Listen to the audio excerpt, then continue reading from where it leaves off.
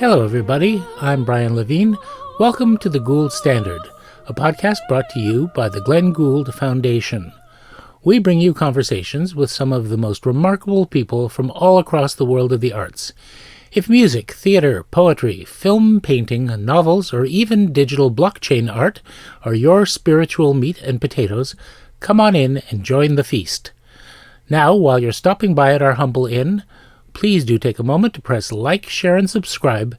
And if you're listening on Apple Podcasts, please kindly leave your reviews, pose your questions, and be part of our community of friends and supporters. And to get more simply wonderful words, images, and sounds, you can pay a visit to our website, www.glenngould.ca. And while you're wandering around there, you will undoubtedly notice a donate button. We are, in fact, a registered Canadian charity, and we do rely on the support of listeners like you. Please do give generously. Today, our guest is a trailblazer in every sense of the word. From her childhood in Waverley, Nova Scotia, she has gone on to build a global career, not only as a classical singer, but also as one of the leading advocates of contemporary music today. She's an artist who makes this seemingly rarefied and challenging musical realm instantly accessible and compelling. She is noted for building powerful working relationships with leading composers of our time and has given more than 75 world premieres in everything from song cycles to major operas and concert works, while still maintaining a strong presence in traditional classical music with a repertoire that spans a jaw-dropping period of more than 400 years. As a performer, she's a charismatic presence with a voice like liquid silver and a physicality that immediately draws the audience in. But if that weren't enough, 10 years ago, she set her sights on the podium world, taking on the challenge of orchestral conducting, a world that is changing but still skews heavily towards male maestros. What's really unique is that our guest not only combines singing and conducting in the same concert, but sometimes does both simultaneously in the same piece of music. With her fame as a conductor growing by leaps and bounds, you might think that would be enough, but no. In the midst of all her other engagements, she decided to create Equilibrium, a project dedicated to mentoring young artists in the critical early stages of their professional careers. She is the winner of Grammy and Juno Awards, honorary doctorates, and has been named to the Order of Canada. And in 2020, Denmark's top music award, the Leonie Sonning Prize, which has also gone to such artists as Igor Stravinsky, Miles Davis, Leonard Bernstein, Birgit Nilsson, Keith Jarrett, and Benjamin Britten. Well, who else could I be talking about? The pride of Waverly, Nova Scotia, and in fact all of Canada, Barbara Hannigan. Barbara, welcome. Hi, Brian. Thank you. What an amazing introduction. I'm very touched. Well, it's only what is due because, you are an amazing artist. By the way, before we get too far, I do want to say that we are recording this on St. Patrick's Day. Yeah. And with the name Hannigan and that red hair of yours, I do have to assume that a touch of Erin is in your lineage? Absolutely. My dad's side has the Irish blood, and they went from Ireland to Bucktouche, New Brunswick, generations and generations ago. We still are proud of that heritage, and we always used to celebrate St. Patrick's Day as children, including with green cream of wheat for St. Patrick's Day breakfast. Oh, that sounds painful. Well, I hope you'll forgive me for saying that in my traditional tall cup of coffee, a little drop of fine Irish whiskey has found its way just to help us mark the presence. Wow, that's great. Well, I'm having a cup of tea, and it just has honey in it, so I'm a little more chaste than you today. Well, that's all right. It's fine. I might actually trip on a few words, and if so, you'll know what caused it. Yeah, you have an excuse. So, Barbara, you call Paris your home base, but where are you today? Today I'm in London, and that's because, I'm actually in quarantine, because I have an engagement on Sunday this week. But, with the requirements, you have to come in with a negative PCR test. You have to take a PCR test on day 2, and then you can do something on day 5, which is called pay to release. So tomorrow morning, I'll have an 8 a.m. PCR test, and once they give a negative result to that, I'll be released from my quarantine, which allows me to go to rehearsal on Friday. Oh, wow. Yeah. So you said pay to release? That's kind of like bribing your parole officer, isn't it? Yeah. It's interesting because in France, all the COVID tests are free. I mean, the PCRs and the quick tests, they're all free. And you can have as many as you want or need. But in London, I will have paid more than £500 for COVID tests alone. Wow. To be able to sing this concert with the London Symphony and Simon Rattle. So. Oh, well, that's kind of worth it. I hope that they might consider picking up a piece of the tab for you. Oh, they are. They're good. very generous. Yeah, no, I'm super looking forward to it. That's good. Will you have an audience, or will that be kind of streamed? No, it'll be streamed on Medici TV. Yeah, live stream, and then I'm sure they'll keep it up later. So reach people that way. That's great. And if you don't mind my asking, what will you be singing? Well, I was supposed to be singing a piece that I've done more than 40 times called Correspondance by Henri Duthieu. But because the orchestral forces are too large for us to be able to do it, Simon asked me if I would sing two pieces that I've actually never sung before. One is Knoxville, Summer of 1915 by Samuel Barber. Barber, right. And the other is Offrande by Edgard Varèse. Oh. And they're both pieces that I'd always wanted to sing. So I'm very happy, even though it's like just one performance. I'm learning them and memorizing them just for one performance, but I'm so grateful for that opportunity because I love both works, and to get to do them for the first time with Simon and London Symphony is... And you're running quite a gamut from the more conservative side of 20th century music to, kind of way out there. At least, Varèse was considered way out there in his day. Yeah. Yeah, it is quite an out there piece. It was written before the Barber, and it was written while Varèse was in America and premiered in New York. But it's a very special piece. That's great. So we've touched a bit on how the pandemic has affected you this past crazy, awful, difficult year. But one thing that I know was on your to-do list for a long time was your first Mahler Fourth, conducting. Mm-hmm. Did that end up happening? It happened. Yay, I did. yay. Yeah, it happened in September. It was supposed to happen last May in Munich, and that was canceled. It definitely happened in September in Gothenburg in Sweden, and that was a very exciting moment. And because we didn't have an audience, and I was singing and conducting the piece, so I sang the last movement. And because we didn't have an audience, I didn't actually turn around at the end and face the audience because there was nobody there. So I sang the last movement towards the orchestra, but I didn't conduct it. And I just lowered my arms and faced them and sang, and they played it so beautifully, and it was a very special moment of communion, I have to say. That's a kind of an old Carrion thing, He used to, at a certain point, just sort of close his eyes, stop moving his arms. I don't know whether he actually lowered them, but he would just sort of drift in the moment. Well, the child's vision of heaven, it's kind of a bit of a respite that we all need these days, that kind of purity and simplicity. And let's talk about, how you got to this really singular career place. You started life in Waverly, and Waverly is a pretty small place. I checked, and the population is still a little under 1,000 people. Oh, yeah? It says about 850, actually. Oh, yeah, okay. To Wiki, but who knows how current that is. And it's just north of Dartmouth, so not what anyone would call, a highly cosmopolitan metropolis where you would likely encounter the works of Schoenberg or Varèse or Boulez or Stockhausen. So I really would like to explore how you got from the kind of world that you grew up in and the kind of music that you were exposed to, becoming so immersed in works that a lot of people still are sort of exploring very delicately with one toe in that hot tub of water in case they get burned. So what music did you grow up listening to? The records that we had at home, we had children's albums like Danny Kaye reading the stories, The House of Baba Yaga or something like this.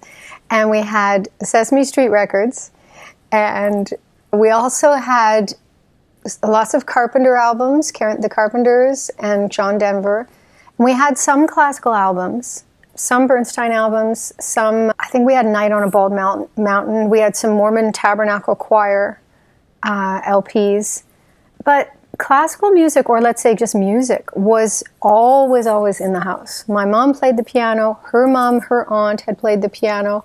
We all started piano lessons when we were very young, and our mom used to sing with us, taught us to sing. She had tapes of us as really small children singing. So music was always part of our life. It wasn't, let's say it wasn't like intensely modern or far-reaching. Even I didn't even really know who Mahler was until I was in my late teens. But that didn't really matter. I mean, I loved music. I had wonderful music teachers all through school, and private piano lessons, singing lessons, and my sister is also a professional cellist in Montreal. So we had really a high level of music education and discipline. And I think even more important is the word discipline, because we learned how to practice and how to get good at something. Did you have any contact with Ceilidh culture, the Celtic music world? I think everybody does to a certain extent in Nova Scotia. Like, I wasn't heavily involved in it. There was some Highland dancing at the school and the dancing on the swords and so on, but I was never really into that. I was more involved in events with like the Nova Scotia Choral Federation, the Nova Scotia Kiwanis Music Festival, Girl Guides, of course. And yeah, those were kind of my extracurricular activities, as well as sports and so on. Right. And at a certain point, you found yourself at the Etobicoke School of the Arts here in Toronto. How did that come about? Well, I don't exactly remember how I found out about the school, but anyway, when I was in grade 11 in Nova Scotia, I found out about this school, and I decided that I wanted to apply. And my mother's sister lived in Toronto, and I applied to the school. I went to Toronto. I did an audition. So it would only have been for my last year of high school. And I did an audition, and I was accepted in both the theater and the music departments. And my aunt allowed me to live with her. I lived with both my aunts. And this was amazing because they opened their house to me. And I went to ESA, the Etobicoke School of the Arts, for my last year of school. And that was a life-changing experience. My singing teacher in Nova Scotia had met Mary Morrison at a conference, a singing teachers conference. And she wrote a letter of introduction to Mary Morrison to introduce her to me and to ask her if she would please listen to me and recommend a teacher for me in Toronto. So quite soon after I started at the Etobicoke School of the Arts, I went to the University of Toronto to do an audition for Mary Morrison in her studio, and thinking that she would recommend a singing teacher for me. And instead, she decided that she would teach me herself, and I was 17 years old, and this was another, extraordinary experience. So Mary took me on, and then it was just a natural progression. I auditioned for the University of Toronto. I was accepted, and I continued my studies with Mary into U of T. So, right. And for those of our listeners who don't know, and I assume that means that they're outside of the Toronto music scene, Mary Morrison is really one of the great music teachers, also very deeply connected with contemporary music in Canada. Her husband was Harry Friedman, one of our great Canadian composers.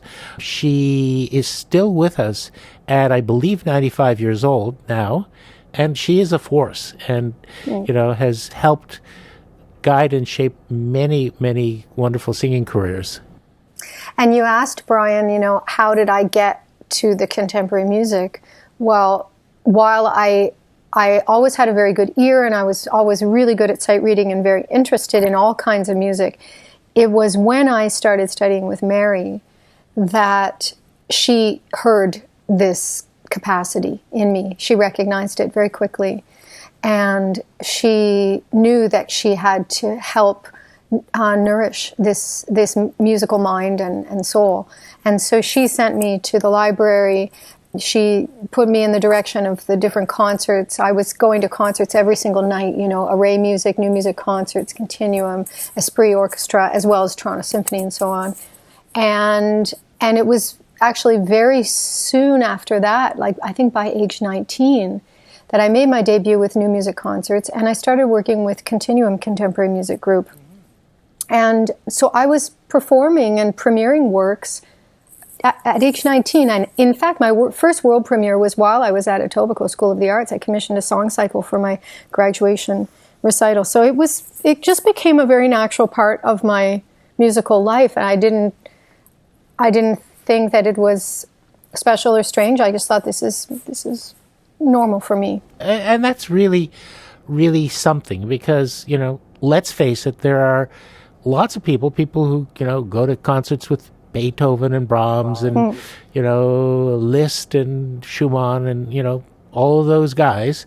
And when they hear contemporary music or, I mean, I don't even think of Schoenberg as contemporary music. I think of him as part of the classics now. But they think it's music that has no discernible melody, and melody is a big part of what, appeals to them in the music. Its harmonic structure isn't as, it doesn't fall within the traditional, 800-year evolution of Western music as they perceive it.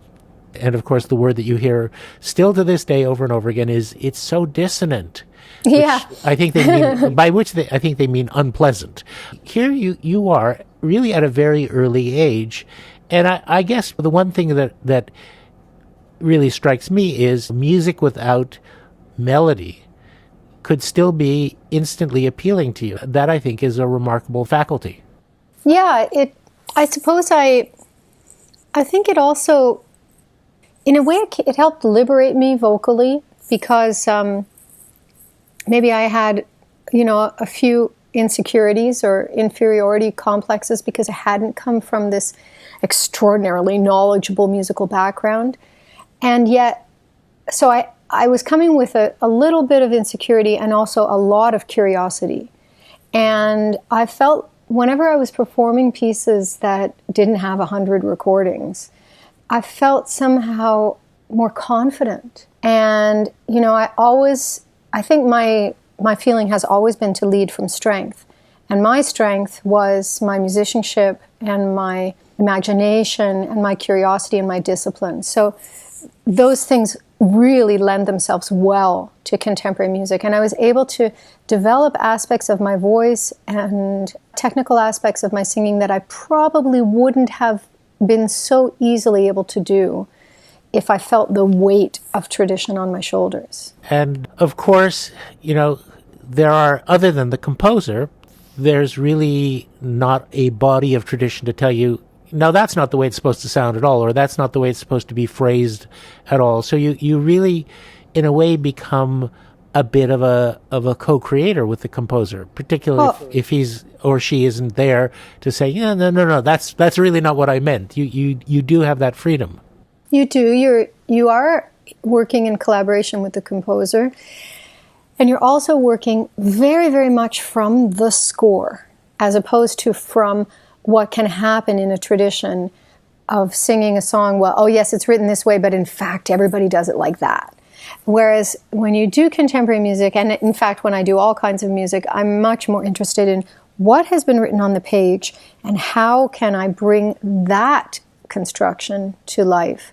And so, yeah, I feel that I have been a kind of, let's say, like maybe a midwife for a lot of pieces with different composers with whom I've had direct contact, and certainly a facilitator for contemporary music, absolutely. And it really is interesting. I mean, it reminds me of a documentary about Glenn Gould that was made in the late 50s, very early in his career. And of course, he was passionately engaged with Schoenberg's music at a time when, not all that Not many everybody were, was. right? He was having a conversation with Heinz Unger, who had come from Europe and was a great champion of the 12-tone school, or as we in the smart set say, the dodecaphonic school.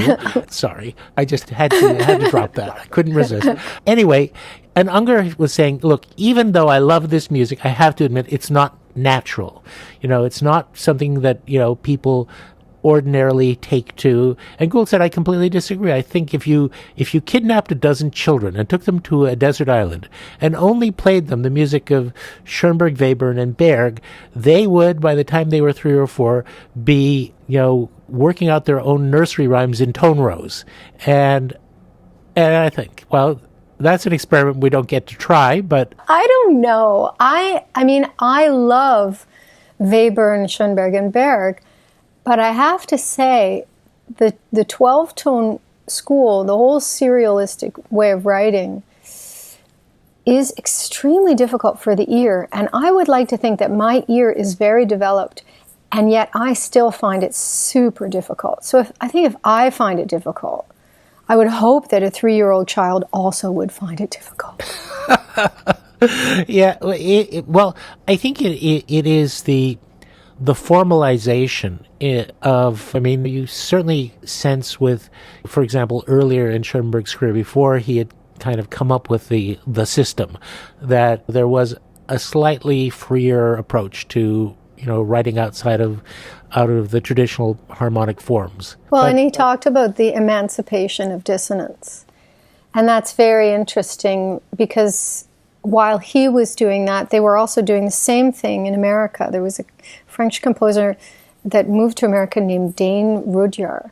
And he was talking about exactly the same thing with his circle, which included Ruth Crawford and Charles Seeger and some other composers. And I think, it also, there was a political aspect to it as well, to emancipate the dissonance. It was really interesting to think of it in that way. Right. And one of the things that I actually think is remarkable about the 20th century musically, in the classical music world, but also in, the popular music world, in the evolution of jazz and so on, is that it moved simultaneously in so many completely different directions. You still have, composers writing very good music that is completely tonal.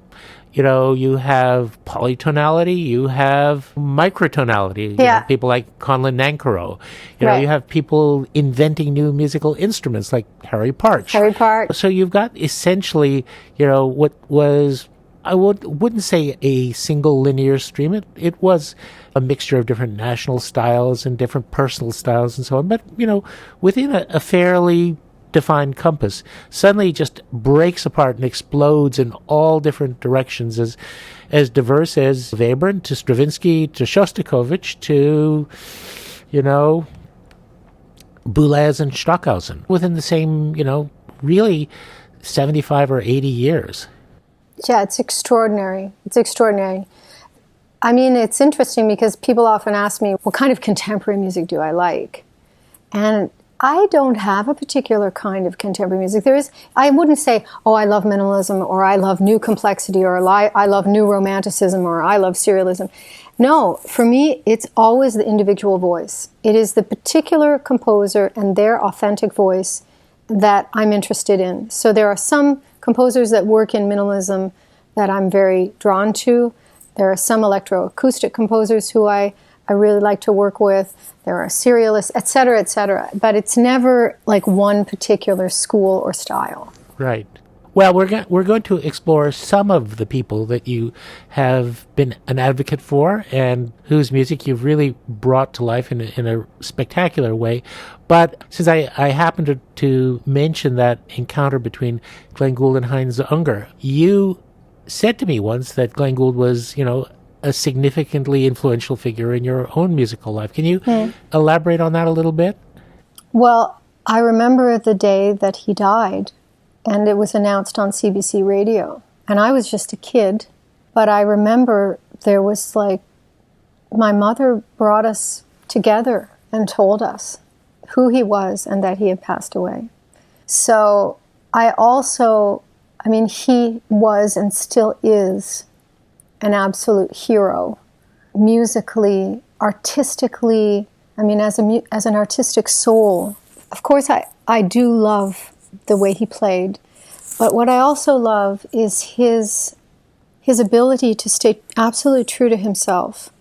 You know, he was really good looking. He could have just been a star and made tons of money and, you know, lived the high, classy life. But that wasn't his life that he wanted to live. And to create a situation that he could do what he wanted to do, how he wanted to do it, whether it was radio documentaries, whether it was television documentaries. You know, there's one where he's talking about, I think it's a Hindemith trumpet, a piece for trumpet and piano. He's talking about it and describing it. Whether it's doing Facade by William Walton and having fun with that. And of course, all the countless recordings, recording Schoenberg, Strauss even. It's conducting Siegfried Dill. You know, this, I think, yeah. I mean, that's an extraordinary example. Do what you want to do and what you need to do that will feed your artistic soul. And it's more important to do that to satisfy oneself, because that personal satisfaction will radiate to others as opposed to the other way around. If you try to satisfy everybody, it's not authentic. Right. And of course, he really didn't care that much if, you know, his approach to this or that composer, you know, i.e. Mozart, you know, rubbed people the wrong way. He felt that if you weren't saying something that was both authentic but also reflected a new perspective, that essentially it was a ritual process, not a living piece of art. Yeah, I totally agree. And I'm sure that my part of the courage that I have to do that, for example, with the Haydn symphonies that I'm doing, I do a lot of Haydn symphonies now. I make my own parts, have my own articulation sets of parts. I really come with the set. And I think people like Glenn Gould helped give me the courage to do that, because when I'm true to myself, when I have something to say about this symphony and I feel like I'm coming at it with like a kind of archaeologist or an excavator with a light that is shining on particular things that I would like people to look at, in a way, kind of curator. That raises some very interesting, I mean, your comments about the courage to, and also your collaborative relationship with composers. It actually reminds me of something that Philip Glass said when he won the Glenn Gould Prize. And I don't think that Gould ever performed any of his music. And, you know, he got up on stage at the National Arts Center and said, "I'm really sorry that I didn't get to know him. I'm really sorry that I never got to hear him play any of my music." Because, you know, a lot of people complain that he would mess around with the composer's notes and ideas. He said, with a mind like that, you know, it's just go at it, change it. You know, I would feel privileged to have whatever creative contribution to what I started, because, you know, you can, through your performance, finish it. And it was a very gracious and a very humble thing, but it also, I think, reflected a realistic acknowledgement that, you know, as the composer, you don't fully create the work. It only comes to life when it's performed. Yeah, and actually I know that the pianist Vikingur Olofsson played some Philip Glass pieces. Actually, it was the last concert I heard before the lockdown in France, and it brought me to tears.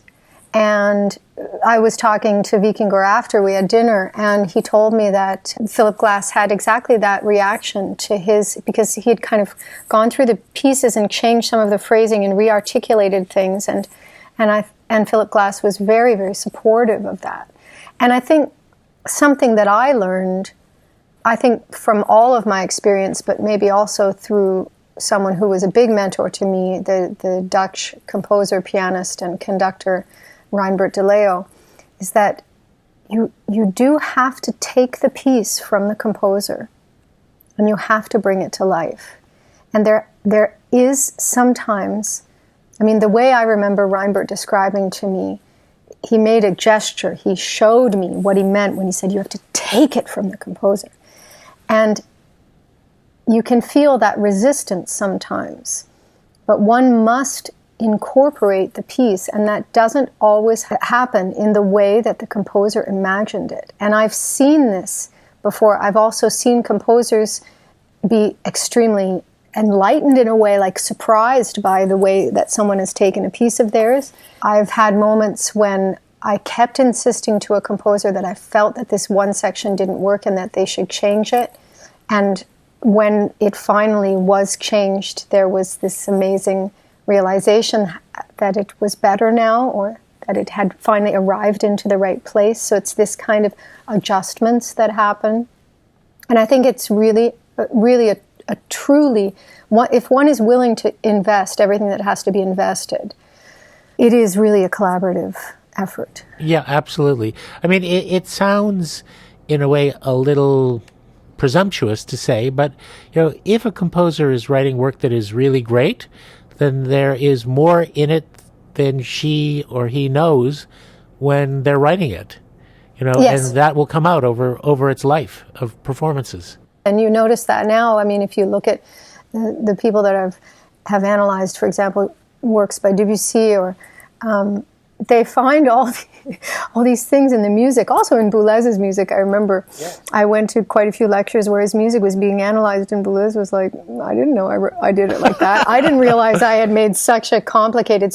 of course, he knew many things. He was extraordinarily complex in his compositional style, but there were even things that others were finding that Boulez wasn't consciously aware of. Right. And it's interesting that, in a way, that perspective is what made him such an interesting interpreter, especially of 20th century music. But, he also, for example, did a really remarkable, it's a big orchestra, not sort of historically informed recording of Handel's Water Music. And it's absolutely remarkable. I've never heard that. With the New York Philharmonic, back when he was the music director, which was probably a tempestuous relationship, I would think. Tell me a little bit about your first experiences performing in Europe. Were you accepted immediately? Because my experience with people in the European musical world is they have pretty well-established ideas and presumptions about people from here, people from there, this or that style. And so was there a perception that you were, sort of from the wild backwoods and, you were a bit of an exotic primitive and so on? Well, I would say that my European career really started in the Netherlands. And it actually started quite soon after I got there in 1995. I was doing a kind of opera school in The Hague, at the Royal Conservatoire of The Hague, but I was also performing professionally quite quickly after I arrived, both in the early music field and in the contemporary music field. I do remember audience members especially being quite excited that I was from Nova Scotia. And I do remember on a few occasions people will say, well, what kind of culture do you have there? But on the other hand, I quickly kind of became one of the first call people for the contemporary music. First in Holland, and then it expanded until I was working all over Europe in the contemporary music field. And it was in 1999 that I gave the world premiere of an opera by Louis Andriessen and Peter Greenaway, which is called Writing to Vermeer. Yeah. And this was kind of a hit, this piece. I mean, you can imagine Peter Greenaway and Vermeer, and Louis Andriessen was a big star in the Netherlands, but also, very well known internationally. And this opera we started in Holland, it was sold out. I played the girl with the pearl earring. Oh, fantastic. Yeah, it was cool. And the opera was spectacular to see. We had a stage that was surrounded by a moat of water. And at the end of the opera, at the back of the stage, a flood of water came down from the back of the stage and just flooded everything. It was extraordinary. Oh, wow. There was a cow. There was a cow? There was a cow, yeah. And anyway, it was pretty, and there was film, and it went to Australia, it went to London, it went to New York. It was really an extraordinary experience, and that kind of set me firmly into the European scene. And people just called me on the phone. I mean, even the first time I was hired by Berlin Philharmonic, they just rang me up on the phone. That's fantastic. Yeah. I had that perception because of a personal experience, actually. Well, quite a few personal experiences, but back in the days when I was in the record business, my record label undertook a really large-scale survey. Survey is too ambitious a word. That's the repertoire is too big, but exploration of Latin American classical music, which of course is predominantly 20th century and contemporary music. And we worked with sort of the flagship orchestra of the El Sistema Music in Venezuela, the Simon Bolivar Orchestra, for a lot of the recordings. One of the releases came out, and it was a composer, originally Cuban, but then Mexican composer named Julian Orbon, who wrote very, very little music. A lot of it was suppressed by the Castro regime, and, so his output is very small. And an American music critic that I knew just fell in love with this piece and thought it was one of the great discoveries of the year. And I was at the music industry trade show, MIDEM, and ran into this critic, and he said, "That is such a great recording. You have to meet my friend Siegfried, who is the editor of the leading record review magazine in Germany, Phonoforum." So he dragged me over to the Germany stand where Siegfried was, and he was the perfect stereotype of sort of the postmodern German academic, very thin, very pale, very cultivated, little round glasses, all dressed in black, very tight slacks, And my slightly more disheveled American critic friends said, "You've got to hear this record. You've got to hear it. Was made in South America, and it's, it's the most incredible music, and the orchestra they play like gods." And, and the editor of Phonoforum looked at me in absolute befuddlement and said, "Latin America?" And I said, "Yes." "You mean like South America?" I said, "Yes." He said, "You mean to say they have classical music there?" And I said, "Not only do they have classical music, but this one country, Venezuela, has more orchestras than you have in Germany." And he said, "It is not so." So we invited him to see our next recording sessions down there, and he was pretty astonished and wrote actually a very gracious article. And unfortunately, Latin America got its revenge because he went to a beach club and spent about 5 hours out in the equatorial sun with that extremely pale skin. So sadly, he turned into Lobster Man the next day. Oh, God. Yeah. Yeah. Well, I have to say I felt very welcomed in Europe, and I think people were fascinated and still are fascinated that I'm from Waverly, and I get asked a lot about it, which I'm happy to speak about because it was such a wonderful place to grow up. But I think musicians among musicians, we're looking at each other we're looking at how are we as music makers. Yes. Yeah. Well, I'm glad to hear that, and that you didn't, have any real barriers or presuppositions. But then, of course, in contemporary music, no one can really afford to have too many presuppositions because you never know what's going to happen. Right, exactly. Let's talk a little bit about some of the breakthrough works that really helped to establish you. And you've talked about your work with Andriessen. I certainly think about your work with Ligeti, whose name I always fear I'm mispronouncing because I've heard it both ways. And I've been lectured with equal conviction about Ligeti or Ligeti. So, but with Ligeti, it sounds like something in a will, the legatee of this estate. So, and I particularly think about the astonishing performances that you've given in Mysteries of the Macabre. Now, how did your relationship with that piece evolve? Well, the first time I was supposed to sing it would have been at a festival in Gütersloh in Germany, a Ligeti festival, and that would be with the Schoenberg Ensemble and with Reinbert de Leo conducting. And in fact, that first performance was usurped I did it, but actually just before it, I had gotten a call from the Toronto Symphony, and I think what had happened was Oliver Nussbaum was supposed to come to Toronto and do a concert. And he was unable to come. And so they had to replace the entire program. And I had told Gary Kalesha that I was going to be singing this Ligeti piece in November in Gütersloh. I guess there's maybe 2000, I don't know when it was. 2001, I guess, maybe. And that I would be singing it in Gütersloh, and if he ever wanted to do it, blah, blah, blah. And so the opportunity just came up like that. And I remember the Toronto Symphony calling me and saying, we'd like you to do this piece. Gary will conduct, and there'll be 2 concerts. One will be at Massey, and one will be at Roy Thompson. And at the Roy Thompson concert, would you also sing Mozart? Okay. So I did concert aria.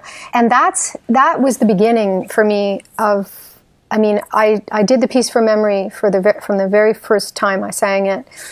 Of course, it became a calling card for me. I kind of staged and costumed the piece. It became a real showpiece. A lot of people copied it later, which was funny. They either copied the outfit and I think it was nice because in a way it made the piece really a crowd pleaser. And but for those who don't know, and of course you can, I think, find it online to take a look at. This is, you are basically in your Kinky boots and yeah.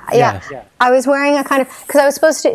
It's from the opera, and I'm supposed to be the chief of the secret police, and so you're supposed to have some. In the opera you have various disguises, and I thought it would be funny to do it in a kind of.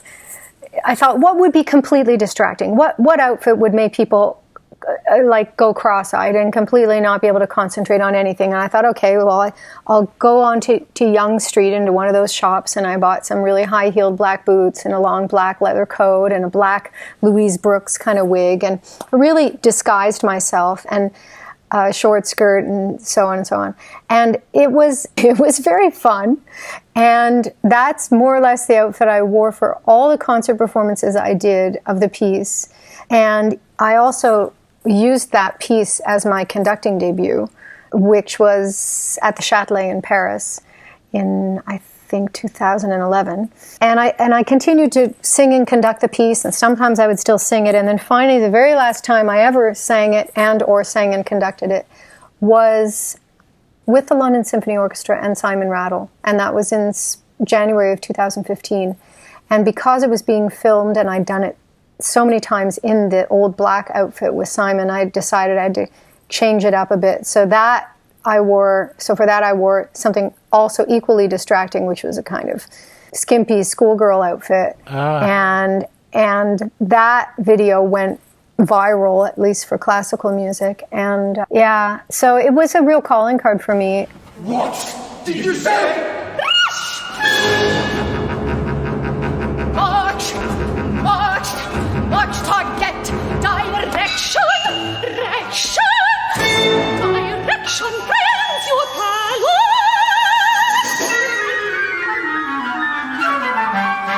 March target,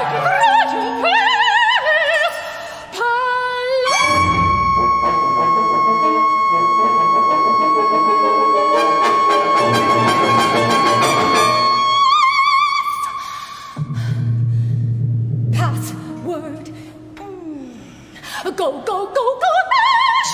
Go, go, Nash! Demonstrations protestations provocations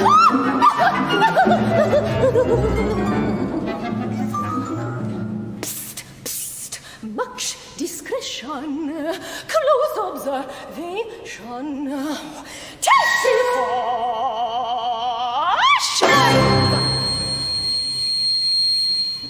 That's all. I memorized the piece. I sang the piece extremely accurately. The thing that Ligeti said to me when he first heard me singing it in Gütersloh, came up to me with his arms open, and he said, "You learned my piece. Thank you." And that's the thing. It's not something that you can, I think occasionally you see people try to fake their way through it, but you can't. You have to really, if you're going to do it, you've got to do it right. Yeah. That includes like a diminuendo on a high D, and doing your best to get those tempos in order, and it's pretty hefty amount of work. It's a lot to sort of coordinate in your mind simultaneously between. Yes. Well, particularly because your approach to it, in a sense, it's a concert piece, but you bring a lot of movement, and particularly when you conduct, you sort of merge being a character with the function of conducting it in one. Yeah, because the character is a control freak, and the character is a little bit paranoid and nuts. So in a way, I'm doing a kind of parody of a conductor who has gone too far. And it's very fun, you know. It was a great way to make my conducting debut, because I could pretend that I was someone else, and that made it a little bit less scary for me. But as far as other you know, pivotal pieces in my repertoire, I would have to say, I mean, if I worked with a lot of different composers, I would have to say singing Pli Selon Pli with Boulez was a huge experience. Written on Skin by George Benjamin. Yeah, I really want to talk about Written on Skin, because it is, well, I think it is a contemporary masterpiece. One that people who think still that opera is, you know, kind of back in the days of Verismo and Verdi and Puccini, and who really want an entry point. I mean, there are lots of great entry points. You know, Britain would be a great entry point, or Wozzeck or Lulu would be a great entry point. But there is opera being written today that is astonishing and powerful and complete drama, with music that makes it all the more complete. And that is certainly one example. It's also a profoundly disturbing piece, if you don't mind my saying.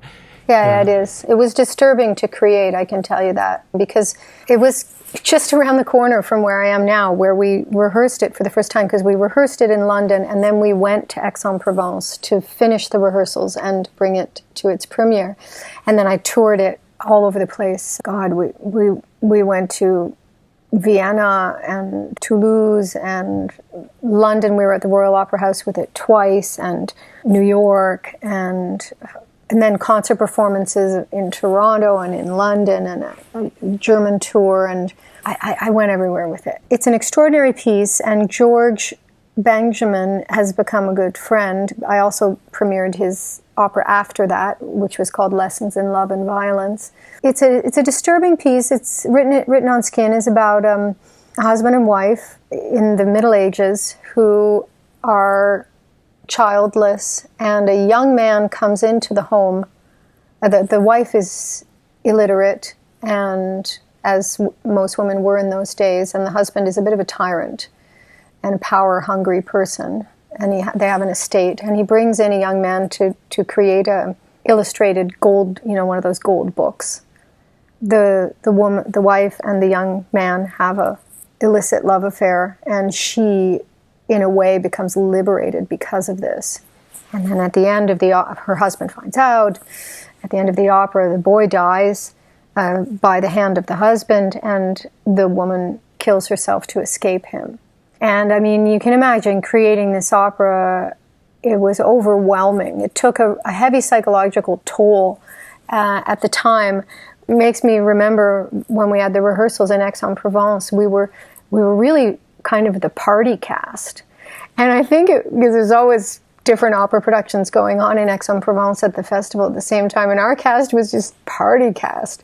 And it's so strange because we were doing such an intense opera. Right. And I think it was because, you know, later looking back, I think it was because the opera was so heavy that we just had to release, you know, more often than I did when I did Péléas and Mélisande in Aix. And Lessons in Love and Violence is also medieval, but very different, because it's a royals kind of story, and there is, you know, what we think historically was a true gay relationship between King Edward II. Yeah. And his court favorite. Yeah, Gaveston. Yeah, and I play the wife who Edward didn't really, I mean, we had 2 kids, and yeah, that was an interesting role to play. I said to George, well, it's too bad I don't get to die. Like, most operas I'm doing, there's some big catharsis. And actually, in Isabel's case, she doesn't have a big catharsis. But it was very interesting to play. I had an electric cigarette in my mouth for the whole show, and a gin and tonic in my hand, and just deteriorating over the course of the opera. It was really fun to play the baddie.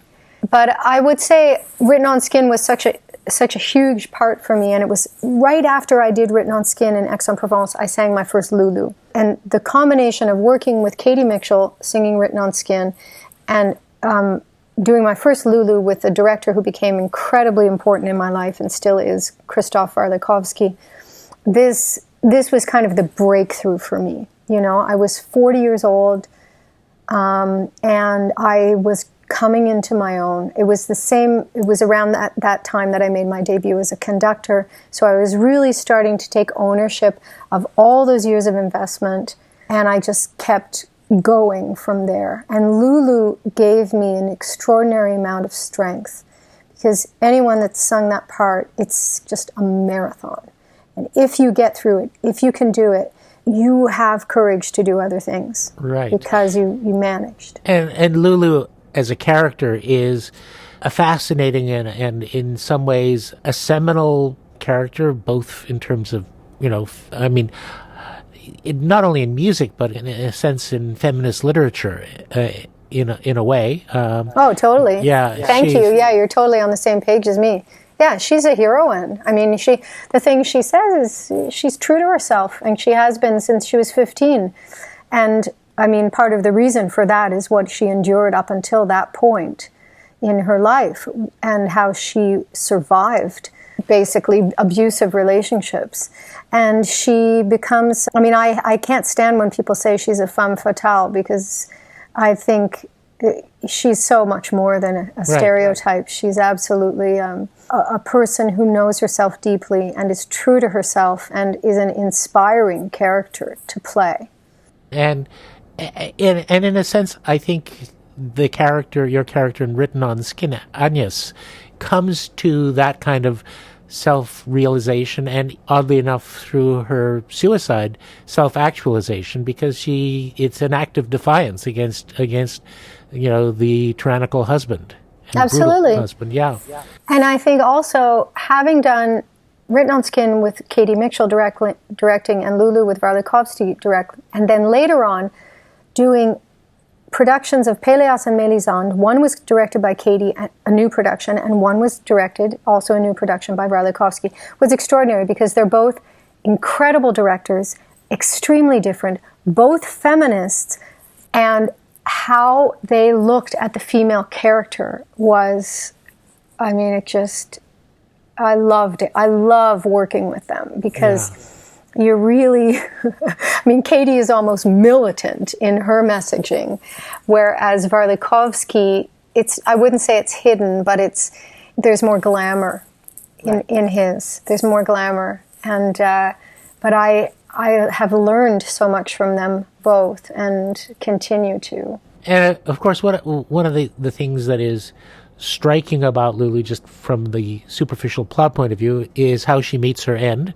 because she does fall prey to Jack the Ripper. And in a way, I think it's an invitation dramaturgically to take what is essentially, simply a name and a headline. She was a victim of this, and she was a woman of, as they would have said, low character in those days, and to realize there's this enormous story, this enormous interior story behind that superficiality.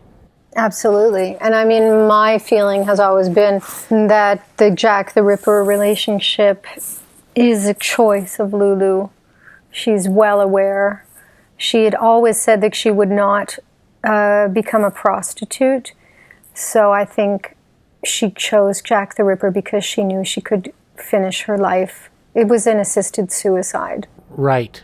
Have you gotten to know Friedrich Cerha, who finished the opera? Well, Cerha wrote a piece that I premiered. I wouldn't say he wrote it for me, because we didn't really have any contact about it, but he wrote a piece that I ended up premiering on a festival, and I have met him several times and so on. And I did sing the 3-act version at La Monnaie in Brussels that he had written. He had orchestrated the 3rd act. And when I did the opera in Hamburg, I did another version of the 3rd act. Because Alban Berg, of course, did not live to complete the opera, so it really fell to Cerha to complete it. And he's still with us, isn't he? Another inspiring nonagenarian. Yeah. Yeah, amazing. I'd also like to chat a little bit about your work with Gerald Barry, because, the pieces that you've done with him are also thematically extremely varied. Bitter Teas of Petra Kant, importance of being earnest, Right. which, And the Strindberg play, La Plus Forte, which was a piece for a solo opera for soprano and orchestra based on a Strindberg play, and Alice in Wonderland. And yeah, the work with Gerald, I heard Gerald's music when he was played by Array Music in Toronto. This would have been around 1990, 91, 92, somewhere around there. I think 92. And I was like, who is this? This music is extraordinary. It was frantic and fast and energetic and electric. And so I met him at that time, and I didn't work with him until, I think it was something like 2004, when I sang his opera at English National Opera, The Bitter Tears of Peter von Kant. And then after that, he asked if he could write, maybe it was 2005, and then he asked if he could write La Plus Forte for me, which was the Strindberg play, which I did in many places, including with the Toronto Symphony. And then I was part of The Importance of Being Earnest. I played Cecily. And I was part of Alice in Wonderland. Yeah, I played Alice. Yeah. Undoubtedly becoming a lifetime favorite of Stephen Fry's, because, of course, he's enraptured with Wilde generally, but that play in particular. Oh, Ernest, it was a really great production. Well, I wouldn't say production because we did it concertante, but it's a wonderful piece, and Thomas Addis conducted it. And I remember Thomas standing beside me in the performance while I was Cecily, and I had like a fascinator hat on my head and this turquoise kind of dress. And Tom, there were a few lines in the piece, and Tom would be conducting, and he would just be laughing while I was singing. He'd be going, while I was singing. It was such a fun piece to do. I think of all the Gerald Barry pieces, Ernest was in a way the most fun to perform. It was like the Olympics in a way, what the other singers had to do, the Algernon, and I mean, it was extraordinary. And the audience laughed so hard. I remember at the Barbican, they just cracked up. And this is not, you don't hear people laughing so often in opera. I mean, not so many composers are funny. Haydn is still funny. Right. I find Rossini actually pretty funny. But, Rossini's funny. Yeah. But again, when it's a good production that really knows how to get the laughs out of both the libretto and the music, and that actually is, I think, one of the really interesting sort of leaps forward in opera since the 20th century, which is, certainly in a lot of Italian opera, you'd have to say that most of the librettos are not high art or great works of literature, and the evolution in the 20th century of librettos, and this is an overstatement because you do have great librettos. I mean, Lorenzo da Ponte wrote great librettos for Mozart and so on, but it's kind of up and down, and it doesn't stop the operas from being great and beautiful music and working dramatically, but you do get great literature, starting in the 20th century being combined with music in opera, like, for example, with Strauss and Wozzeck, of course, and so on. So you're now exploring operas and bringing to life operas that have very, very interesting librettos. Yeah, like The Rake's Progress. That was the first opera I conducted, which was in 2018. And the libretto, I mean, I'd sung the opera in Banff and also in Switzerland and in Portugal, maybe somewhere else as well, I don't remember. But I conducted it in 2018 in Sweden and on a European tour and in California and in England and Holland and Germany and France. And that's an incredible libretto. I mean, it's by Auden. And it's extremely complicated. I mean, even for English speakers, you have to really, you go, what does this sentence mean? I mean, even just to read it, let alone to hear it sung. But I think that's something that the musical life, especially as a singer of texts, that I'm so appreciative of because I've been able to learn so much about writers, philosophy, poetry, history, all these things which I'm very interested in and which I can explore simply by nature of the texts that I have to sing, and then studying them and going down the rabbit hole of what you're going to learn once you try to figure it out. And then you get to do a facade and turn your mouth inside out. Yeah, Facade. Oh, God. You can't do that piece when you're tired, that's for sure. I did once, and it wasn't a success. But you have to be, you really have to be on top of that text. Right. You've said that you can tell almost immediately whether you like a contemporary score or not, that it's really fast for you to find whether it's going to resonate with you. And I imagine that since you've become very successful and one of the real leaders in this field, you get a lot of scores offered to you. Yeah, I mean, I have to say, Brian, like, people send me scores, and it usually takes me quite a while to look at them, because I'm working all the time. I mean, I'm working really long days. I still feel like I don't have enough time to study. I still don't finish everything on my to-do list, and I work really hard. But I do, when I look at a piece of music, I feel something that has to do with the architecture of it. And I suppose there's something usually that leaps up. It's the same thing when I hear a singer audition, you know. I usually know very quickly if this is an artist that I would like to hear more of. If this is somebody that I'd like to work with, if it's somebody I'd like to follow their development. So it's kind of the same with a piece of music. And there's not that much that I don't like, but there are certain pieces that I'm particularly drawn to. And yeah. When you're giving a premiere, you're obviously performing a work that nobody's ever heard before. And at the start of the process, as you get into rehearsals, nobody but the composer, and perhaps not even completely the composer, has an idea of how it's supposed to go, at least in all of its details. Hopefully by the end of rehearsals, the performers and the composer will know, but the audience is completely fresh to this material. And as they say, first impressions are lasting impressions. And in some cases, it may be the impressions that they form of that composer and their entire work. So does that give you a sense of added responsibility that you really, really want to be a powerful advocate for a new piece? yes, and I go usually as far as I can either to memorize the piece for the premiere or to get as close to memory as I can, because the less material that is between me and the audience, whether it's a clunky music stand or just my thoughts. Yeah. You know, it brings the immediacy. I want to be in a kind of connection, heart-to-heart connection with them as much as I can. So I do try to do most things from memory when possible, but I also accept when that isn't possible, or whether, you know, a situation of attempting to do something from memory could jeopardize the piece.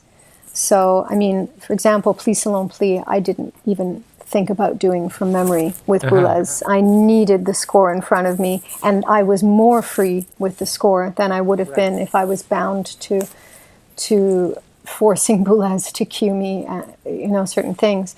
Yeah, and I think it is a very delicate thing, a premiere, and sometimes a piece doesn't actually find its place in a premiere. It often can happen later. Or a piece, sometimes you even have a piece that gets resurrected, 15, 20 years later. And all of a sudden everybody's very interested in it. I mean, you mentioned Conlon Nancaro earlier in the conversation, and he's somebody that had a real renaissance in the last 20 years. Yeah, absolutely.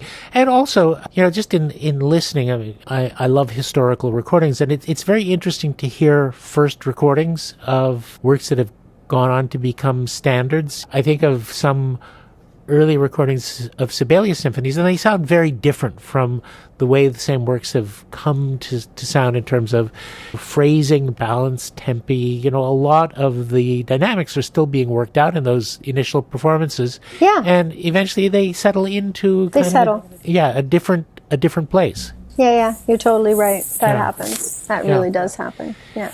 I'd like to chat a little bit about some of your other collaborators and the work that you've done with them. The Ludwig Orchestra in Amsterdam. Can you tell us a little bit about them? They seem like a really interesting ensemble. Yeah, they're really cool. So Ludwig is a collective of musicians. They were basically a kind of phoenix that rose out of some very severe and almost violent art cuts in the Netherlands, where like entire orchestras and ensembles were dying. There was no funding anymore. All of a sudden, the government just cut their funding to the point that they couldn't survive. And this happened and still happens in Holland for so many arts organizations. It's extraordinary. Yeah, we think of Holland as a place where the culture is very much alive, and that's changed a lot in the last 20 years. But anyway, Ludwig is this group of musicians, many of whom play in the radio orchestras, who created their own collective that goes from solo players right up till full orchestra. They are all responsible for themselves, meaning there's nobody sitting at the back desk of the second violins who's lazy. I mean, everybody is present, everybody is prepared, everybody is so happy to be there. And they're a project-based orchestra, so they only do the projects that they want to do. I started performing with them in 2013, 2012. And then we made some albums together. We've been on tour together. We did the Rake's Progress, my Crazy Girl Crazy album.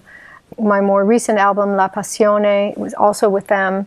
They're just, I mean, many of them I actually knew since I first got to Holland in 1995. There were a few of them that I met actually at that time. So it's a very long relationship, almost 25-year relationship. And they're involved in music and brain research, which fascinates also, me. Yeah. They're extraordinary, and they also have a project that has to do with water and the water in the world. And they're really, really interesting ensemble. I'm really looking forward to seeing them. I have a concert with them in May, so I'm very happy about that. Oh, that's great. And you've already mentioned him, but since we lost him early last year, I think just before the start of COVID, Reinbert de Leo, who really is a towering figure for music generally, but for contemporary music. What was your working relationship with him like? Amazing.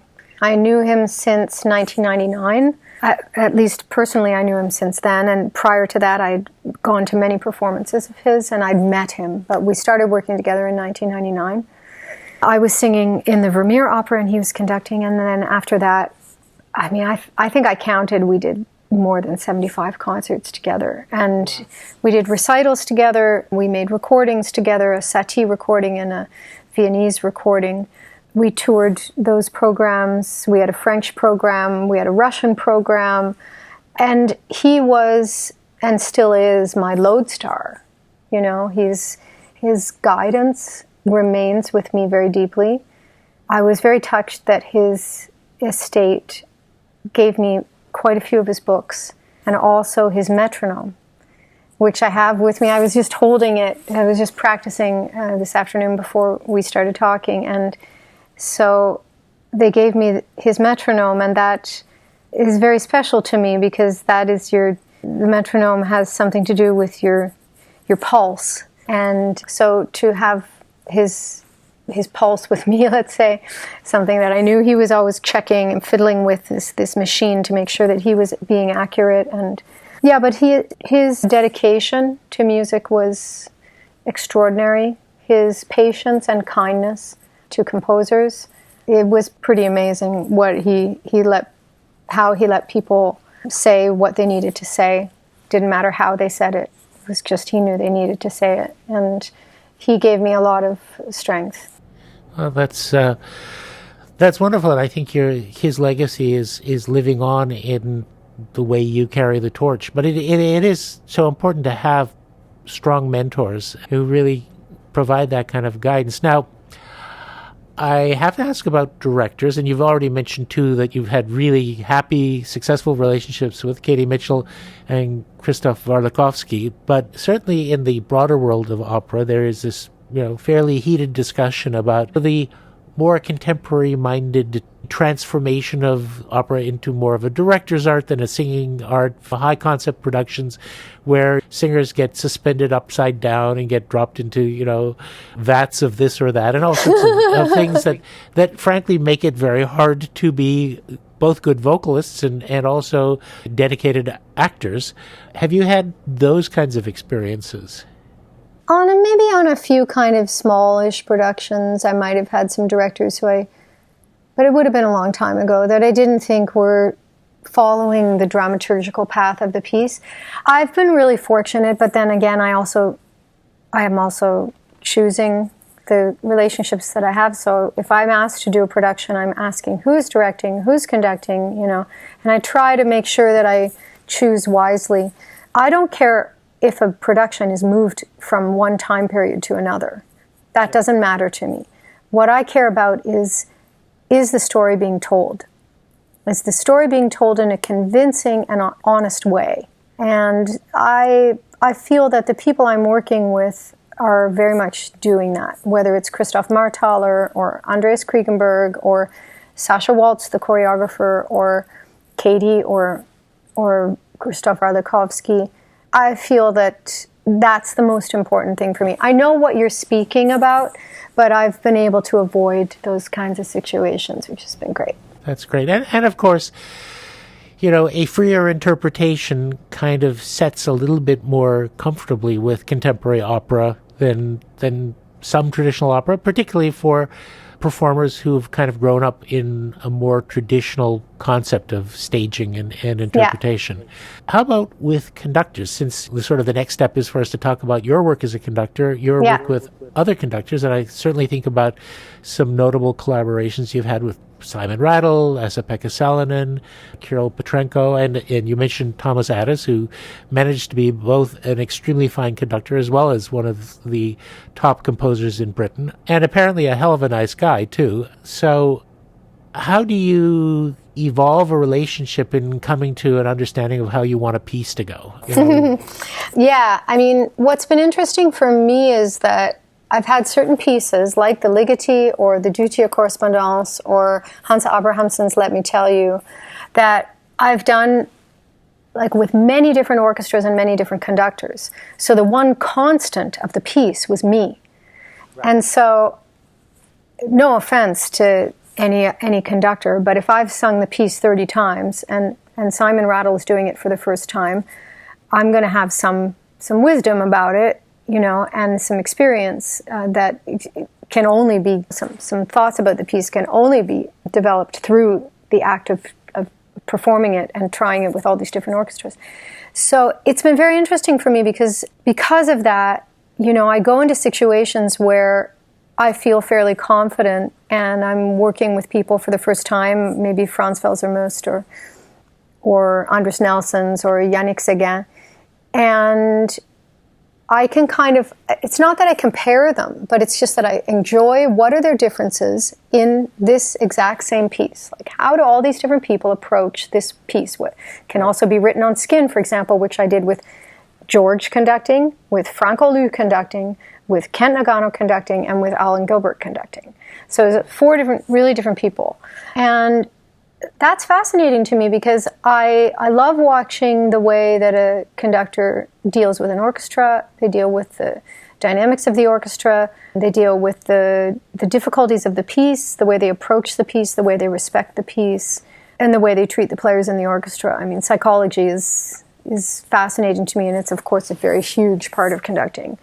And I have a lot of respect for good conductors and for the amount of preparation that goes into truly being ready for the first rehearsal. And probably most of them will say that they never feel ready for the first rehearsal. Yeah. Well, I mean, a score is an immense thing. I'm always astonished by the capacity to read a complex score, for those who actually conduct from memory, to have all of those parts scrolling by in your mental image, and that is just an immense degree of complexity for the brain to encompass.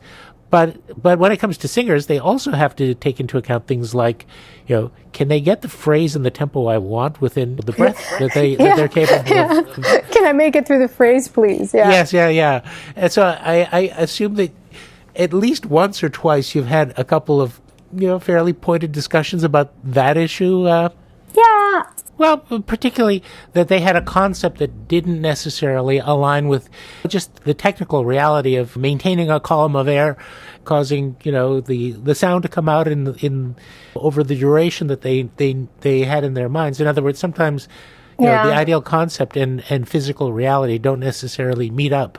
Well, I think I wouldn't name any names, but I would say what I do find difficult is if I'm doing an opera production and I'm only working with the assistant conductor. If the conductor, so usually for an opera production you rehearse for 6 weeks, and the last 2 weeks are with the orchestra. And so the first 4 weeks you're in a large studio with a piano and the director, and the conductor should be there, but often they're not there and they send their assistant. And that means that the actual conductor doesn't get to know the production very well.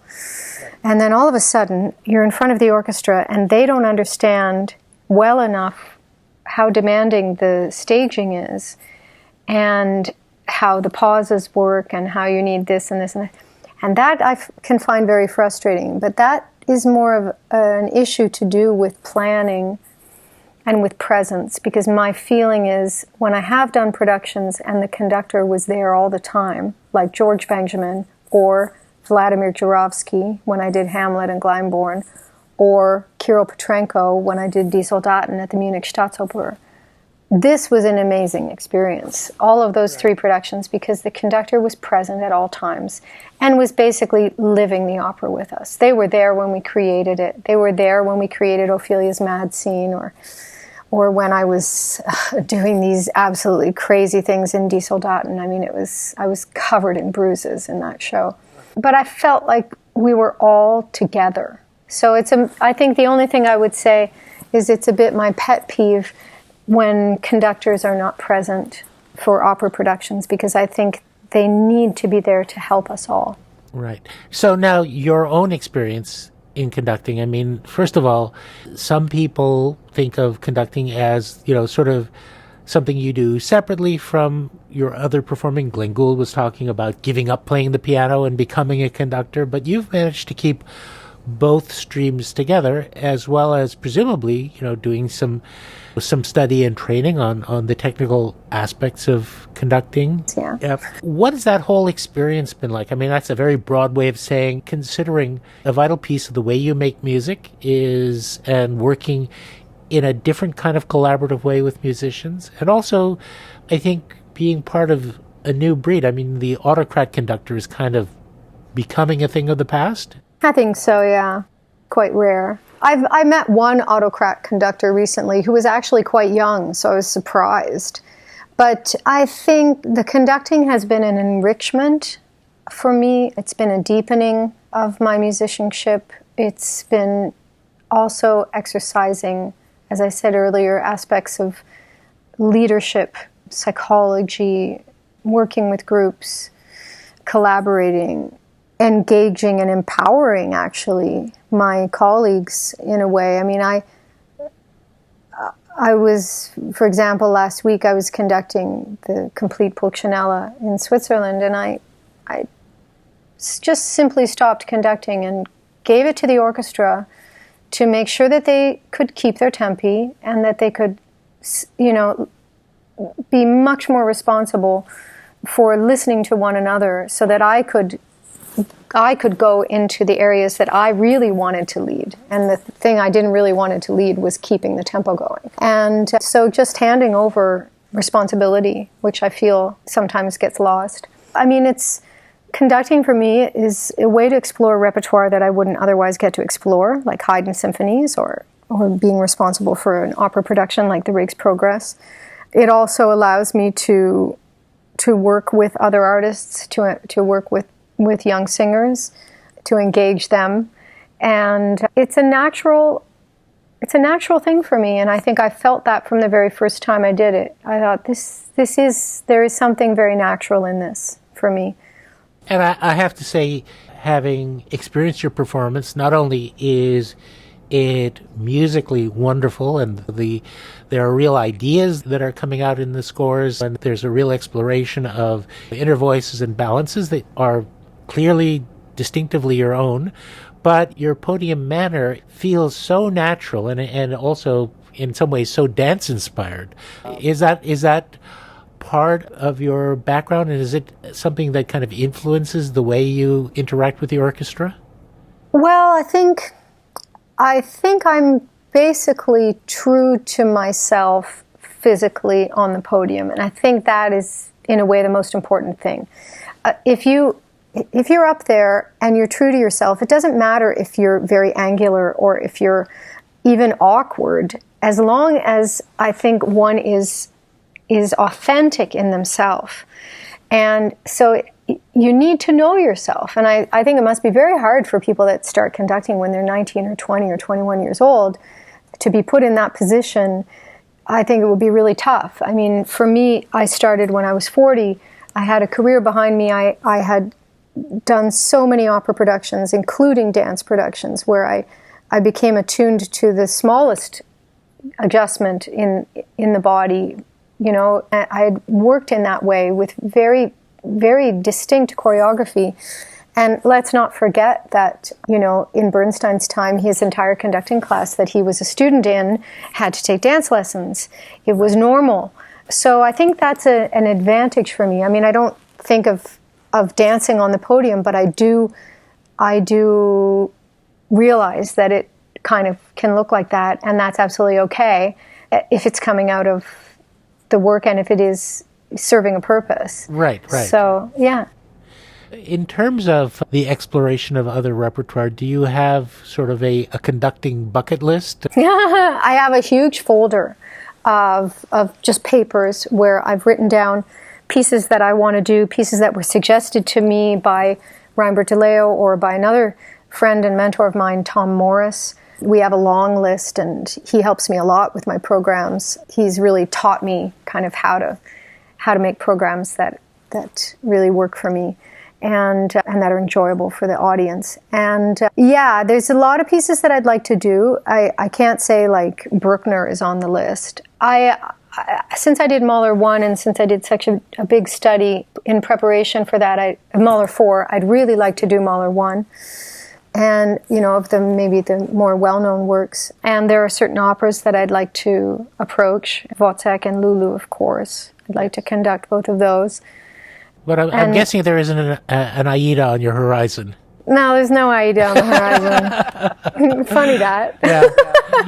But, you know, I mean, in terms of traditional repertoire... I mean, again, you know, it's kind of like what you said earlier. I have to feel that I have something to bring to that piece.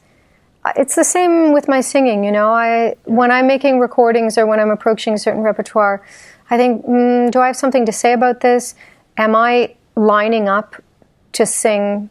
You know, in my career, I was offered some of the traditional bel canto roles, and I said no, because I'm not sitting there waiting for someone to call me and ask me to sing Traviata. But there are many, many sopranos who are, and they are the ones who should be singing Traviata. You know, in my case, it has to do with, is this a piece I want to do with this conductor and with this director? That's how I deal with it as a singer. And as a conductor, I mean, there are so many pieces that I really want to explore. You know, the Scriabin, this kind of very interesting period when we're going into the let's say the emancipation of dissonance. You know, when we're going from the late Romantic over into the 20th century. That cusp I find very interesting, and Haydn. I just love Haydn. Yeah, well, you and Gould both. Although, as a singer, you know, you have, you know, your Mozart is absolutely beautiful, and I'm actually interested in hearing more of your work in earlier composers. You had at one point as part of your repertoire. Yeah, I used to sing a lot of early music when I was in Holland. I did a lot. I did pieces that were well known, like the Bach Me Minor Mass and the Christmas Oratorio and so on and so forth. And then I did other works that were lesser known, like the CPE Bach, Passion des letzten Leidens, and Scarlatti pieces, and I had a Baroque trio, and the Monteverdi Vespers, and Carissimi, Jefta, and really some interesting pieces. And Rameau, I'm actually singing some Rameau at Easter in a kind of a strange new treatment, and I have a project where I'm singing new treatments of Hildegard von Bingen, Barbara Strozzi, and Francesca Caccini. Oh, fantastic. Yeah, absolutely amazing. That's a project with the Katia and Maria Labec, And it was postponed. It would have premiered this year this season in last October, but it was postponed. But that will be resurrected in a couple seasons. So the farther back you go, the more it has this in common with contemporary music, which is greater and greater freedom in terms of how you interpret it, because there's less and less known. I mean, the musicologists claim to know, but they don't really know because there were no tape recorders. Yes, and we can read the treatises, which are interesting and I think important to read, but I think there's also a certain purity of sound that just seems to be right for that music. So. Yep, and at a certain, at least from a 21st century perspective, approaching a kind of abstraction, it is less rooted in our cultural reference points. It is in a world that's different from our own, which again I think is in a way kind of liberating. Yeah, I think so too. I guess I have that desire for freedom, but I do apply it to pretty well everything I do. Yeah. I find a way. Well, I don't think I'm disrespectful to the music, not at all, but I do feel that that's extremely important. So I do want to ask a little bit about equilibrium, because it seems like a real labor of love and a tremendous act of giving back to artists who are in a really pivotal and in some ways, and especially now, a very vulnerable part of their career, the early stages. Yeah, so in 2016, I had the idea that I had a pretty strong network of colleagues and relationships, not just with musicians, but also with presenters. And I thought it's about time to start paying it forward. So I created an initiative called Equilibrium, which is a mentoring initiative for young professional artists in that first substantial phase of their professional career. And I thought, okay, we're going to do the Rake's Progress and we're going to do Mozart Requiems. That's going to be our first season. And I was looking for 3 casts for the Rake's Progress. I had something like 18 performances around Europe and in North America. And Mozart Requiem I had with, I think, 2 different orchestras. And so, as well as works including Pulcinella, Facade, Vivier, Lonely Child, Mark Anthony Turnage piece. So I had quite a lot of stuff to offer for them that I'd programmed at various places. And I put out a call for auditions, and at that time I think I had 350 applications from I don't know how many countries. I can't remember. It was a lot. And I went through all the applications myself. I created Equilibrium as a nonprofit association. I involved different people from within the music field and also from without the music field. I mean, and basically I chose a certain group of singers to work with, and part of our work is doing workshops and intense learning sessions to prepare the music together, and then the engagement itself. And the engagements are with the major orchestras that I work with. So our partners are Munich Philharmonic and Gothenburg Symphony and the Danish Radio Symphony Orchestra and Swedish Radio Symphony, and I mean, it's pretty amazing. Toronto Symphony has been involved. So, and in Lunenburg, we even had a workshop in Lunenburg, Nova Scotia at LAMP Academy. And so it's been a way to basically find like-minded musicians that I want to help develop, that maybe are not completely fitting any label, which is something I love, that they're outside the box, and helping them along their path. And I bring in guests. Reinbert DeLeo came in, Natalie Dessay, Daniel Harding, Didier Martin from the Alpha label.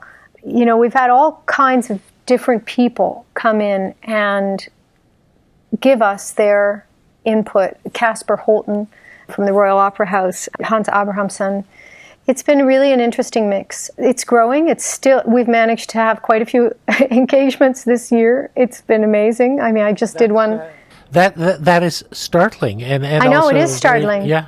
Yeah, last week I did a complete Pulcinella, and one of my team members was Emma Nikolovska, who's a Canadian-Macedonian mezzo-soprano, stunning singer.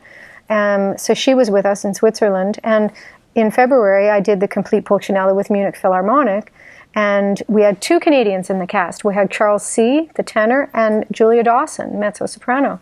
So right now it's very much people that are based in Europe. Yeah, it's a very special, ongoing, collective, I would say, experience, which I'm leading and running, and definitely I'm very passionate about it. Right. So it's taking a lot of time, but with a lot of joy, so I don't mind. Because you just don't have enough to do. I just don't have enough to do, Brian. And I didn't even talk about the other initiative. I started another one called Momentum. And Momentum is, I started it last summer, and if you check it out, it's leading artists sharing the stage with a younger professional colleague. And it came as a result of the pandemic, where there were so few engagements that only kind of the stars were being asked to perform. And so I called up all the stars, and I said, I'd like you to please make 10 minutes of a 70-minute program for a younger artist. Thank you very much. And Bryn Terfel has done it with the Met, those from home broadcasts. Natalie Dessay's done it. Daniel Harding and François-Xavier Roth and Simon Rattle have all brought on assistant conductors. We have partnerships with symphony orchestras, and I've certainly been bringing on assistants wherever I go, getting them on the podium during the rehearsal process and sometimes even during the concert process. And so, yeah, just trying to make sure that we're giving a seat at the table to our younger colleagues and welcoming them and making sure that they know that we didn't forget them. That's great. And it's so important because, people may not appreciate that, until you get into sort of the stratosphere, the life, let's just talk about the opera world. The life of an opera singer is essentially a life of freelancing. You're in the gig economy effectively. Yeah. And you're in the gig economy. Yep, and if your gig gets canceled, you don't get paid. Right. And, even if you've, for example, let's say you're now 29 or 30 and you've come through, let's say, the Lindemann program at the Met, and you've even gotten to the point where you've starred and even gotten on the broadcasts to the movie theaters, you know what? You're still basically in a position where the pandemic could essentially crush your career. And it has. It has crushed many careers, and you're left without a leg to stand on. And, especially the younger people, they haven't had time to build up savings. They haven't had time to do anything like that. And so, every single person that I spoke to, that I asked to join Momentum, every leading artist that I talked to, they said absolutely yes.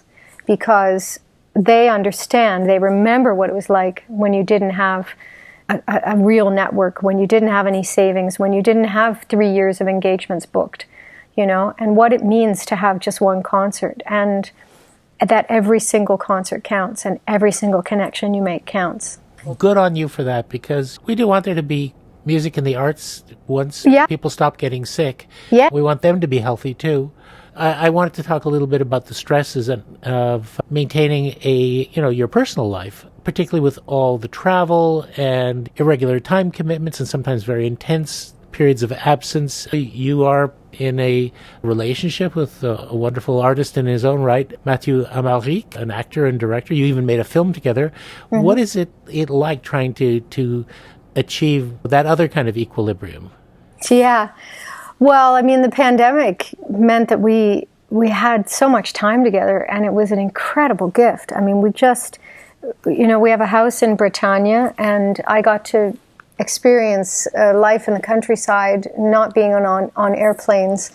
It was wonderful. And Mathieu and I are lucky because we are in a position that we can hop on a train or a plane or get in the car and go see one another. Financially, that's possible for us at this point in the career. I certainly remember when I was younger, telephone bills, when Skype didn't exist and everywhere you went didn't have internet, and internet didn't exist.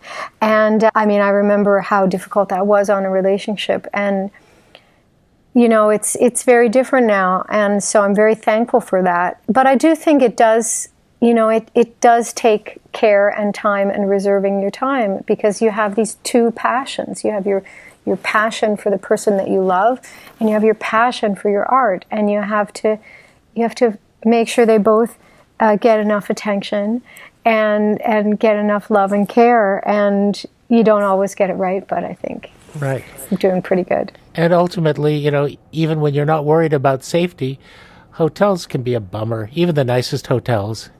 I don't really stay in hotels very much. I usually stay in apartments. Oh, that's, even now in that's quarantine, nice. yeah. That's nice. And airports are a bummer no matter what. Airports are awful. Yeah. Never enjoy airports. Yep. Yeah. Would you ever try your own hand at composing? I did study composition just a tiny little bit when I was in London, but it was simply to try and have a better understanding of it. I don't think I would. I mean, I've sketched a few things here and there just for fun, as little presents, little songs or something. But no, I don't think I would go into that. All right. Directing? Yeah, I get asked that one a lot. Well, I think I'd probably direct anyway because I'm always having quite a lot of input. But I'd never say never, but I don't know. It hasn't really become part of something I'd like to do at this point. Right. But, who knows? Yeah, because, who knows? as you say never. And finally, mountains yet to climb, composers yet to work with. On my wish list, yeah. Every year I make a wish list and then I tick things off it or take them off it if I'm not so interested anymore. I don't really have anything on the wish list at this moment. Like, I have some premieres coming up, which I'm really excited to do. But I'd just like to fulfill the commitments that I already have. And I'm just so happy doing what I'm doing at this very time. It's hard to think too far in advance. So, I have a calendar and plans well into 23, 24. On the other hand, I don't want to fill it up too much because I just want to wait and see what happens. Well, there are discoveries to be made and scores to learn. Learning scores, that's got to be a huge time commitment in itself. So, yeah. Anyway, Barbara, for those who have been listening, I'm sure that they know your work, but for the few who don't, just reach out and discover it. When life gets back to normal, if Barbara is coming to your city, you really owe it to yourself to hear her. It is a unique experience. If you never thought that you could even remotely stand music that was composed after, let's say, 1950, just think again. It's so cool when she performs. What can I say, ladies and gentlemen? As I said before, the pride of Waverly and Toronto and all of Canada, Barbara Hannigan. Thank you so much. Thank you, Brian. It's been wonderful talking to you. Thanks for asking me.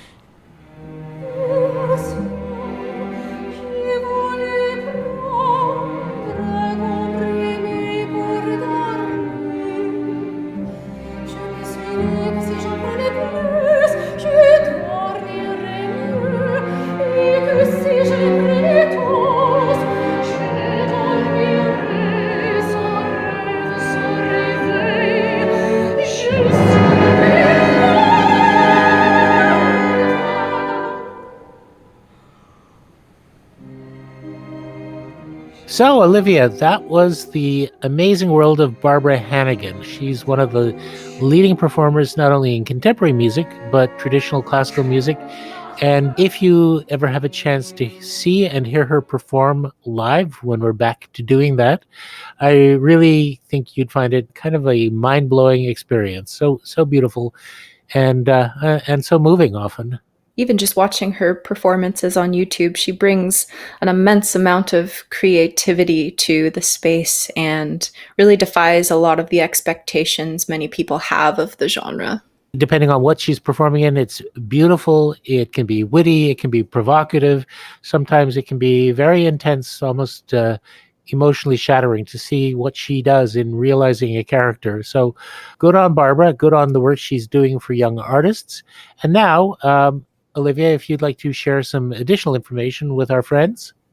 Yes, if you're enjoying what you are hearing on the Gould Standard, we'd love for you to subscribe either via Apple Podcasts or directly on the media player at our website. While you're there on our website, take a look around and also visit us on social media. You can find us across Facebook, Twitter, Instagram, YouTube. We are all over. And of course, as you may know already, we are a registered Canadian charity, and we rely on the support of arts lovers like you to keep creating boundless content. So, of course, please feel free to give generously. We appreciate every little bit. Thank you so much. And now I hear a sound approaching from the distance. Who could it be? Could it be our old friend, Mr. Edison? Take it away, please, Mr. Edison.